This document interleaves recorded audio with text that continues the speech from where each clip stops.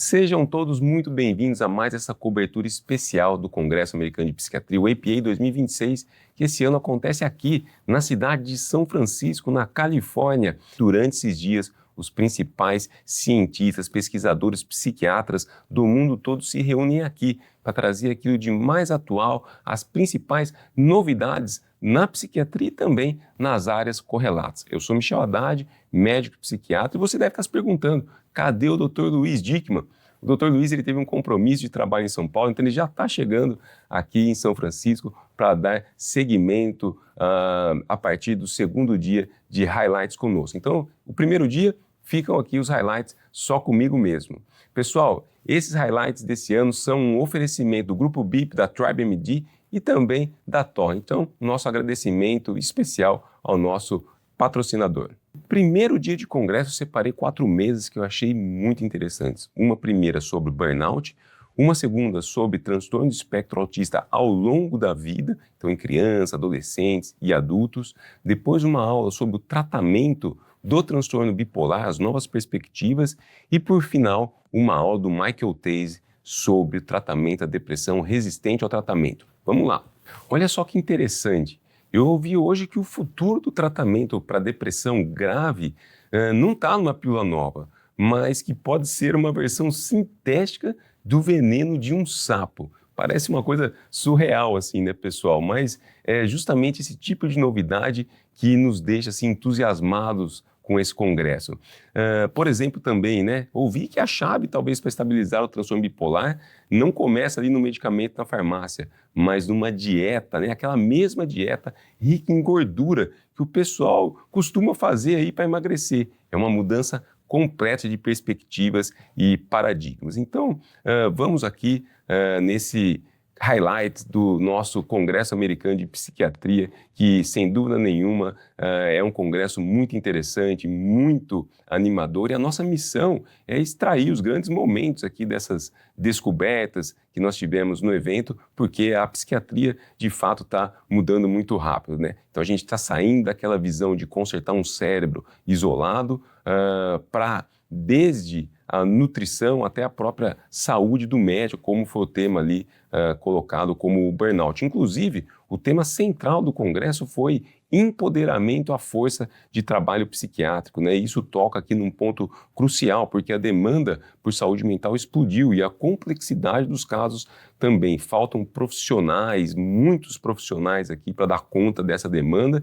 Então, a nossa premissa é que a psiquiatria ela precisa assumir um controle da sua própria prática também, do seu bem-estar, para a gente conseguir inovar. Então, veja só, se nós temos em mente, né, que o cérebro de quem está sendo diagnosticado opera no modo de sobrevivência, o médico, né, opera nesse modo de sobrevivência, a inovação clínica, ela principalmente aí não vai conseguir dar conta, porque esses médicos aí estão realmente num estado de um cansaço, né? Então, não dá para a gente olhar para o tratamento se a gente não olhar para quem está prescrevendo esse tratamento. Então, esse aqui é um gancho perfeito para a gente dar início à primeira mesa que eu falei, que é sobre burnout, né? Sobre a questão da saúde do médico. A primeira grande barreira é a questão do esgotamento, da síndrome do burnout. Então, a gente tem a tendência, né, de achar que o burnout é uma palavra chique, né, uma coisa do tipo, nossa, estou precisando de um descanso ali. Mas não, né? A definição técnica que eles trouxeram joga isso para muito longe da questão popular, né? Na verdade, a Organização Mundial da Saúde, ela classifica na CID-11, mas esse transtorno está estritamente colocado como um fenômeno ocupacional, uma coisa crônica. Não está no DSM-5 como um transtorno mental. E isso aqui é fundamental, né? Porque significa que você não trata o burnout com antidepressivo ou só com terapia, porque não tem esse transtorno descrito lá, mas você pode tratar a depressão ou os outros sintomas que decorrem dessa condição. Então, especialmente, é uma falha da interação entre a pessoa e o ambiente de trabalho, aquele estresse não gerenciado. E tem uma tríade clássica: exaustão extrema, um cinismo crescente em relação ao que você faz, é a perda de empatia, né? E uma queda enorme da sua eficácia. Se a pessoa ignora isso, aí sim a gente pode aí ter uma evolução para casos mais graves como depressão. E teve uma analogia que eu achei fantástica, a questão da máquina de oxigênio do avião, né? Porque isso é clássico e serve muito para esse contexto. Porque o instinto do profissional de saúde é sempre tentar salvar o paciente primeiro, colocar a máscara no outro. Mas se ele não colocar nele mesmo antes, não cuidar de si, os dois desmaiariam por falta de oxigênio. Então, a grande discussão foi sobre como criar esse oxigênio mental. Isso que eu vi lá e achei interessante. Aí entra num contraponto do burnout, que é a questão da resiliência.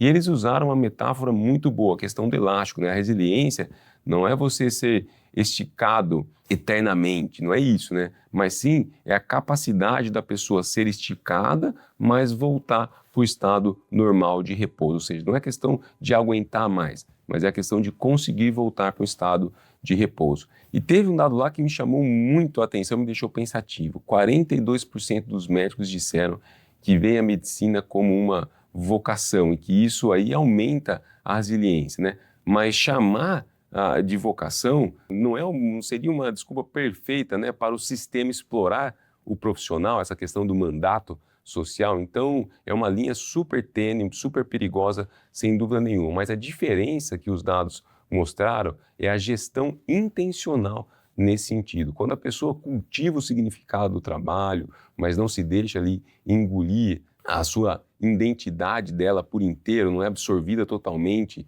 pelo trabalho, a resiliência aumenta. E para ajudar nisso, né, o palestrante trouxe algumas estruturas, como, por exemplo, a roda Sancha, né, as 8 dimensões do bem-estar. A ideia seria mostrar, né, que se uma área desaba, leva as outras junto. Então é importante ter um equilíbrio. Então, tipo assim, uma dívida financeira gigante pode gerar muita ansiedade, que tira o seu sono e destrói o físico. É um efeito dominó biológico. Para afiar isso, eles falaram da regra dos 5 R's: rotina, respiração, relacionamento, propósito e a desconexão. E essa parte da desconexão me pegou muito aqui, né? Que é a questão da parte dos celulares. Eles compararam as redes sociais a uma máquina de caça-níquel.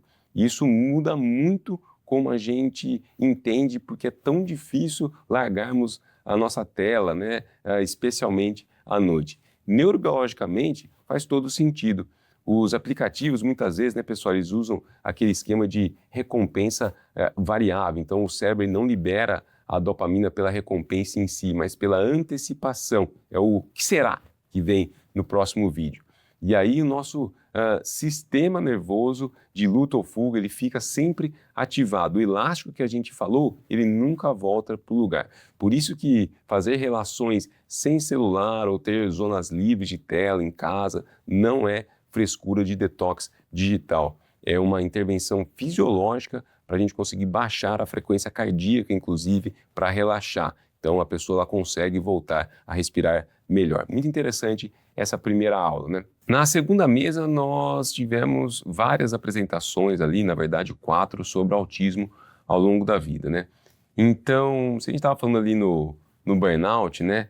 Se a máscara de oxigênio ela está ajustada, o profissional está com a cabeça no lugar, está resiliente, mas ele vai precisar, sem dúvida nenhuma, muito disso, porque a questão ali do diagnóstico do TEA é um verdadeiro desafio, é uma coisa que eles chamaram assim, né, um camaleão, porque o transtorno do espectro autista, ele muda muito a questão de como eu faço o diagnóstico ao longo da vida. O grande desafio mesmo dessa condição, né, é justamente a questão de como essa clínica, esse fenótipo, ele vai se apresentando ao longo da vida. Então, eles começaram falando da questão da infância, né, que parece aí ter regras mais claras. Então, nessa fase, a observação é muito comportamental. Eles bateram muito nessa tecla da importância dos marcos infantis. Inclusive, achei interessante, né, ter uma regra lá dos 16 gestos aos 16 mesmo. Isso eu achei super prático, né? 5 anos e 4 meses, o bebê ele não acena, não manda beijo, não aponta para o que quer, uma série de outros fatores ali, sem dúvida nenhuma a gente está diante de um sinal de alerta. Mas aí o assunto ele pulou, lógico, na sequência para a adolescência e depois para a vida adulta, e foi onde a coisa ficou assim ainda mais fascinante, né? Porque eles afirmaram que não existe autismo de início tardio, não existe. O que existe é um reconhecimento tardio. Olha que importante ainda, a pessoa não desenvolve autismo, não, já tinha, mas não tinha sido diagnosticado. E a gente vê toda hora histórias de pessoas na internet, né, relatos, que descobrem o autismo com 30, 40 anos. Então, o que acontece, na verdade, é que elas começam, né, muitas vezes a simular as reações que a sociedade espera, como se rodassem um programa em segundo plano. Elas calculam o tom de voz, ensaiam contato visual. Só que na vida adulta, as demandas sociais elas ficam muito complexas para essa estrutura que foi aprendida. Tem a questão de ironia, sarcasmo, jogo político, né? É como se fosse uma analogia do processador. Tentaram rodar um programa ali super pesado, em segundo plano, num computador que não foi feito para isso. Uma hora o sistema trava, a bateria acaba e é aí que vem o diagnóstico, que a pessoa não aguenta mais sustentar a máscara, a questão do mascaramento que foi tão falado lá. E no consultório é super perigoso, né, pessoal? Porque um psiquiatra desatualizado espera que muitas vezes que a pessoa com TEA ela não faça contato visual, que não tenha noção do problema. E o adulto, sim, ele já chega lá, olho no olho e ainda diz, né? Olha, eu sei que eu tenho dificuldade em entender as entrelinhas sociais, né? Mas se o paciente tem todo esse insight, o médico comum ele costuma descartar até logo na primeira hora. E esse é o grande erro que foi falado, porque esse contato visual treinado é diferente. Falta aquele contato visual triplo. Como que seria isso na nossa prática, né? É aquele olhar de compartilhamento emocional. Tipo, acontece algo engraçado ou estranho na sala e você rapidamente olha para outra pessoa para compartilhar o momento e volta a olhar para o evento sem falar nada. É uma coisa intuitiva. O adulto com TEA que faz masking, ele consegue manter o olhar focado, mas perde essa troca rápida que a gente tem no dia a dia emocional.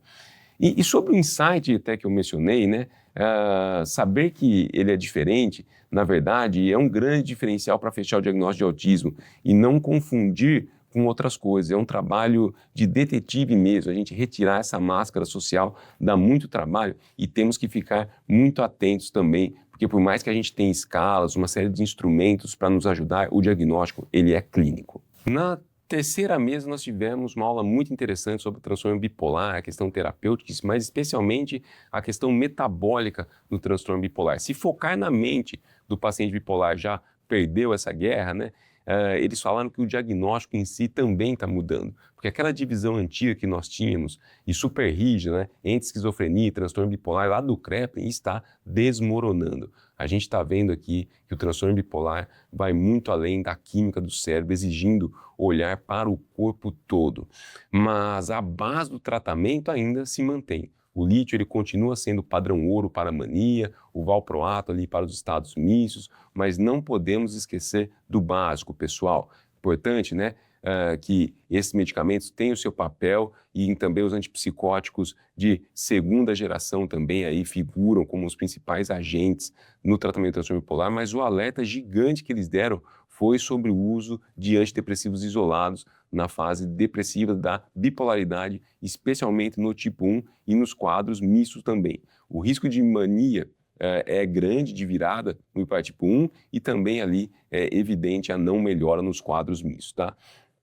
Agora, uma coisa interessante aqui, né, que eles colocaram foi sobre a fisiopatologia, como isso acontece ali para a virada maníaca, né? Então, eles fizeram uma analogia interessante, assim, imagina se o cérebro, né, desse transtorno bipolar tem essa instabilidade na base da energia. Quando a pessoa está super deprimida, dar esse antidepressivo, né, é como a gente jogar ali um combustível de foguete no motor desregulado, né? Especialmente essa questão do drive energético foi muito falado, né? Então, essa química ela acelera tão rápida que passa do ponto de equilíbrio, a pessoa ela não consegue mais regular a sua energia. Por isso que é tão importante a questão do estabilizador do humor. E o que eles mostraram, ainda no ponto da fisiopatologia interessante, é que essa base está totalmente ligada ao metabolismo, né? Os pacientes bipolares têm um risco cardiovascular enorme, maior que a população em geral. E a grande novidade não foi mandar o paciente para o cardiologista, mas foi usar medicamentos do metabolismo para tratar a depressão. Tipo a metformina, que é para diabetes, né? Como que isso melhora a depressão? É que o cérebro ele consome muito glicose e muitos pacientes bipolares têm uma resistência à insulina no cérebro. Então, a glicose está no sangue, mas o neurônio não absorve. O cérebro passa, então, fome de energia, basicamente, fome de glicose. E quando deram a metformina, nós conseguimos reverter essa resistência. O neurônio ele volta a comer açúcar, digamos assim, e a depressão ela melhora muito, melhora drasticamente. Eles também viram isso ali, pessoal, com agonistas de GLP-1 para perda de peso, né? Que a gente usa muito para perda de peso, mas ele ajuda muito na obesidade sem desestabilizar o humor. Foi um dado interessante. Mas o que me deixou assim intrigado mesmo foi a parte da dieta cetogênica, não, a tal da cetose terapêutica como um anticonvulsivante alimentar. É fascinante, porque pensa assim, ó, a gente usa anticonvulsivantes para estabilizar o humor na bipolaridade há décadas, né? E a dieta cetogênica começou há pelo menos uns 100 anos, justamente para tratar epilepsia grave, exatamente na mesma via. Quando a pessoa lá corta os carboidratos ali, ela entra numa cetose severa. O corpo começa a usar gordura que geram corpos cetônicos, né? E essas cetonas, elas são um combustível alternativo excelente para o cérebro. A comida virando um novo medicamento. As cetonas aumentam o GABA, que é o nosso neurotransmissor calmante, diminuem o glutamato, que é superexcitatório. É literalmente a comida estabilizando a eletricidade do cérebro. Faz todo sentido nesse contexto que nós estamos conversando aqui. E olha só que interessante aí esse ponto que foi abordado aqui no primeiro dia do Congresso. E por final, pessoal, uma quarta mesa sobre depressão resistente ao tratamento com Michael Taze, né? Que é um dos maiores especialistas na área. Então, e quando tudo falha, o que fazer, né? O médico diagnosticou direito, ele cuidou do metabolismo, usou a medicação correta e o paciente continua no fundo do poço. A gente entra aqui na depressão resistente ao tratamento, a famosa DRT. É a fronteira mais dura que a gente tem que enfrentar na depressão. Falhou em uma das duas tentativas com antidepressivo diferente, já é considerado resistente, né? E o Dr. Michael Taze, né, ele foi bem honesto. Depois que a pessoa já tentou 4, 5 medicamentos e falhou, a chance do sexto medicamento funcionar é cerca de 10%, pessoal, só 10%. É bem desanimador, né, para quem está buscando ajuda, sentir que nós falhamos de novo, né? Mas como que o médico lida com isso? Por que a gente continuar prescrevendo o tratamento? É aí que entra o poder do vínculo terapêutico, que boa parte da melhora vem do cuidado, da esperança. É o que o pessoal chama de efeito placebo, mas na verdade é o benefício real de você ter alguém ali validando o seu sofrimento e tentando ativamente te ajudar. O simples fato de não desistirem de você já é um grande e poderoso tratamento. Mas antes de sair trocando medicamento no escuro, eles lembraram que os medicamentos precisam checar uma lista ali, né? Então a pessoa ela está tomando o medicamento direito, tem usado álcool escondido, sabotando o tratamento, ou será que é uma bipolaridade ou uma psicose aqui que ainda não se mostrou, não mostrou sua cara completamente, né? Falou-se também ali da questão do protocolo SENT, né? Que é a estimação magnética transcraniana acelerada, e eles estão comprimindo um mês inteiro de tratamento magnético em uma semana, e é um tratamento muito rápido que a gente já tinha ouvido falar, é um protocolo lá de Stanford, né? Eles têm um aplicativo específico, né, para conseguir mapear exatamente as vias neurais do paciente. Então eles miram no ponto lá exata onde a depressão está agindo e dão os estímulos altíssimos, 10 vezes ao dia. Isso obriga o cérebro a reagir às sinapses, religar as sinapses muito rapidamente através da neuroplasticidade, que é a via final do tratamento. Então, eles conseguem, assim, reescrever esse circuito elétrico, né? E na química, A esquetamina intranasal também apareceu muito forte aqui, mas como um aviso claro, né? Usem o mais rápido possível, não deixem de usar na 50ª tentativa, porque aí o cérebro já está muito rígido e a eficiência cai. Então, tem que ser terceira linha de tratamento, não a última, e isso amplifica muito a eficácia da escetamina. E aí, então, a gente chega na 4ª geração de tratamento, né? O futuro psicodélico, a maior implosão da caixa de ferramentas ali da psiquiatria, né? A psiquiatria, ela ficou décadas ali só mexendo na serotonina, na dopamina, na tal ali caixinha das monaminas. E agora falaram da aprovação iminente da psilocibina sintética em 2027, mas o grande astro foi o 5-mel-DMT, o veneno de sapo sintético. Isso mesmo, você não escutou errado. A droga que está sendo estudada, essa droga sintética ali do veneno de sapo. É muito interessante falar isso num congresso de psiquiatria, né? O veneno de um sapo para o tratamento da depressão. Mas qual a lógica para a gente falar isso, né? Para dar um medicamento desse para um paciente deprimido? A lógica é reiniciar a nossa rede de modo padrão do cérebro. É a estrutura responsável por aquela ruminação de pensamentos negativos e pelo ego que na depressão fica girando em falso. Então os psicodélicos, eles quebram essa rede.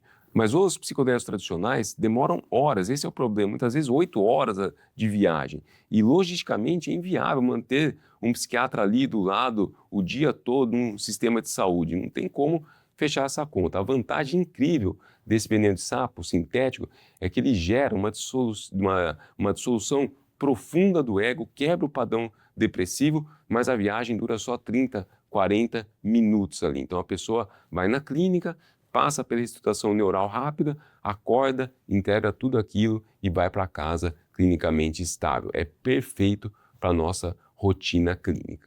Puxa, então nós tivemos aqui uma jornada inacreditável aqui, né? Só de olhar para onde que a gente conversou hoje, nesses 4 temas que eu trouxe aqui. Então a gente falou sobre a questão do burnout, depois a gente passou para a complexidade de enxergar aquele autismo, né, que fica ali camuflado, muitas vezes só aparece clinicamente mais claro na vida adulta, também da questão da resistência da insulina, né, e das possibilidades aí até mesmo dietéticas, né, para a estabilização do humor na doença bipolar, como isso fica tudo interligado, e depois a gente termina aqui nas barreiras da questão da fronteira magnética, psicodélica, para tratar pessoas com depressão resistente ao tratamento. Então, a psiquiatria realmente, ela caminha aí numa transformação, né, olhando de maneira muito mais global, especialmente aí para o nosso corpo inteiro. É isso que me deixa aqui com um pensamento bem